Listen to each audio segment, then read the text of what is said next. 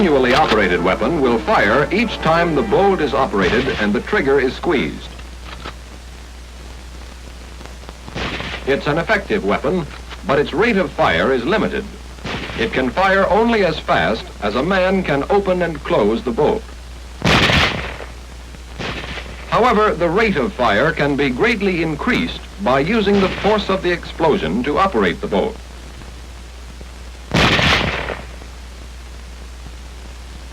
When a cartridge is fired, a very high gas pressure is built up inside the case. This pressure pushes the bullet out through the barrel and also pushes in all directions. 3 ways have been developed to use this force to operate the bolt. The first way is by gas operation. If some of the gas is tapped off to operate the bolt, we get a gas-operated weapon. By using a model, we'll build up a typical gas-operated weapon. When a weapon is fired, the bullet is moved through the barrel by the expanding gas. To tap off some of the gas behind the bullet, we'll drill a hole in the barrel. This hole is called the gas port. Now, when the bullet passes the gas port, some of the gas will escape through the port. To make use of this gas, we'll direct it into a gas cylinder. Inside the gas cylinder, there is a piston which can move back and forth. When the gas from the explosion escapes through the gas port, it strikes this piston and drives it to the rear. To transmit this rearward movement of the piston to the bolt, we'll have to connect them. A part like this, called an operating rod, will do the job. The rod is mounted with one end attached to the piston. It passes through the gas cylinder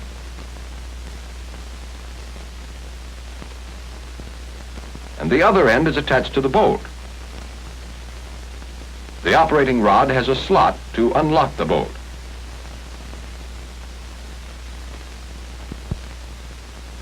When the piston is forced back by the gas, it moves the operating rod. The operating rod moves back alone a short distance before opening the bolt. This gives the bullet time to leave the barrel, and when the bolt opens, no dangerous gas will escape to the rear. The rod moves back, and the slot cams the lug up and unlocks the bolt. As the movement continues, the rod pushes the bolt open. But that is only half the job. The bolt has to be closed again. One way to close it is to use a spring. We've placed the spring between the piston and the back end of the cylinder so that it is compressed with the bolt open. When the spring expands, it forces the piston forward, which pulls the operating rod forward and closes the bolt. Now let's see the whole action when we fire a round. Some of the gas escapes into the cylinder, driving the piston to the rear and compressing the spring. At the same time, the bolt is unlocked and then opened.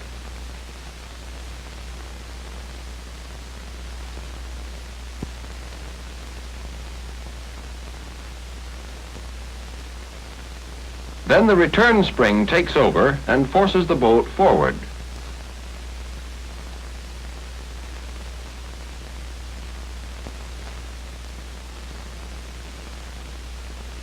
The force of the explosion has been harnessed, so it does all the work of operating the bolt, and we have a gas-operated weapon.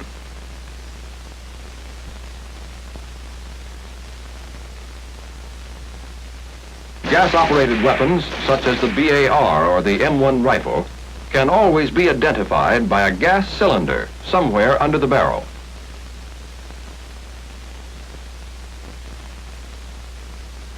The second way of using the power of the explosion to operate the bolt is called blowback operation.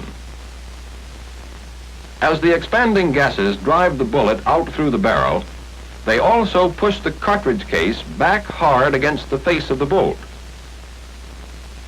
If this pressure is used to blow the bolt open, we have a blowback-operated weapon. Let's build this type of operation on our model. To permit this blowback pressure to work on the bolt, let's remove the locking lug.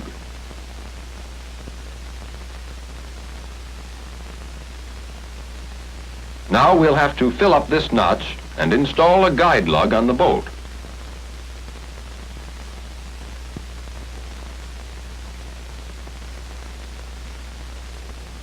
Now, when the weapon is fired, the bullet moves through the barrel and the bolt begins to open. However, the bullet leaves the barrel before the heavy bolt has opened enough to let any dangerous gas escape to the rear. To close the bolt, a return spring is again the simplest solution. We've attached the spring so that one end is braced against the receiver. The other end pushes against the bolt, and when the spring expands, it closes the bolt.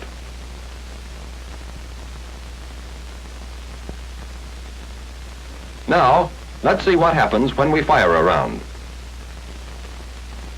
The bullet leaves the barrel before the bolt opens. As the bolt opens, the return spring is compressed. Then the spring expands and closes the bolt. Once again, we've used the power of the explosion to do all the work of operating the bolt. But blowback operation is used only with low-pressure cartridges, because high-pressure cartridges would require a very heavy bolt. Weapons of this type, such as the M3 submachine gun, can always be identified by one simple feature. There is no positive locking device on the bolt.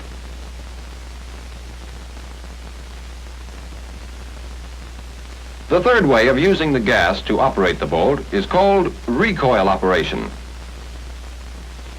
As you know, most weapons recoil or kick against the shoulder of the man firing. If we use this movement to operate the bolt, we'll have a recoil-operated weapon.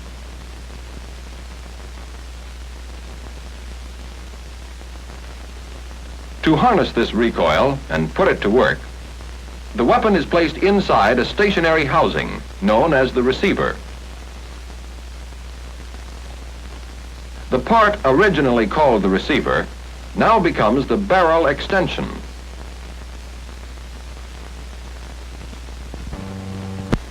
The barrel extension and bolt are locked together and are free to slide in the receiver. Now the trick is to use this rearward movement to unlock and open the bolt. Let's first lengthen the locking lug to make it extend beyond the barrel extension and attach a catch.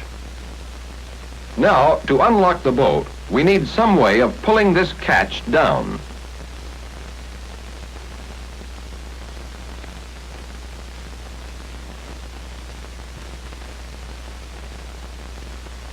This cam will do the job.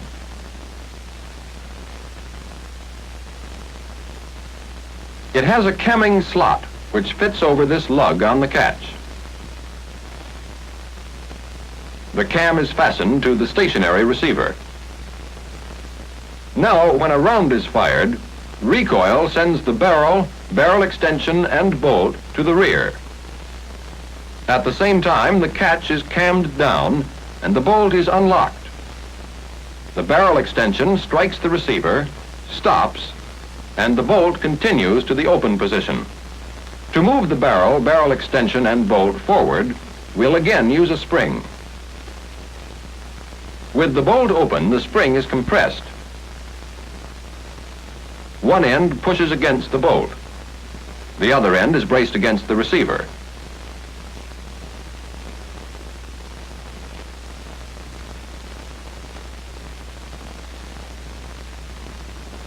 When the spring expands, it first closes the bolt, then pushes the barrel and the barrel extension forward.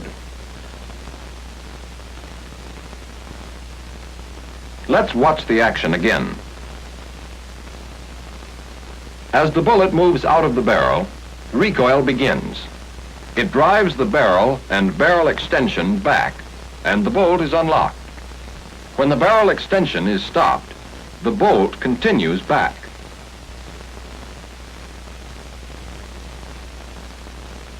When the bolt is fully opened, the return spring takes over. It first pushes the bolt closed.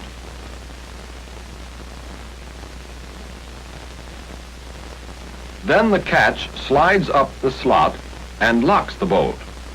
The return spring continues pushing until the barrel and barrel extension have reached the forward position. Recoil operation is used on such weapons as the pistol and machine guns. If you see the barrel of a weapon moving back and forth inside the receiver during firing, you can be sure it's recoil operated. Remember, there are 4 types of operation: manual, and the 3 types that use the force of the expanding gas. The gas-operated weapon taps off some of the high-pressure gas behind the bullet to unlock and open the bolt.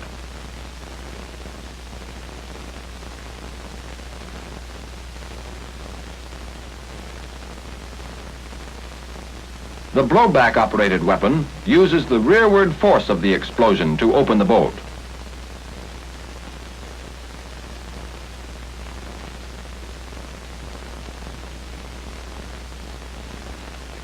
And the recoil-operated weapon uses the kick caused by the explosion to move the barrel and barrel extension back, unlocking and opening the bolt as it goes.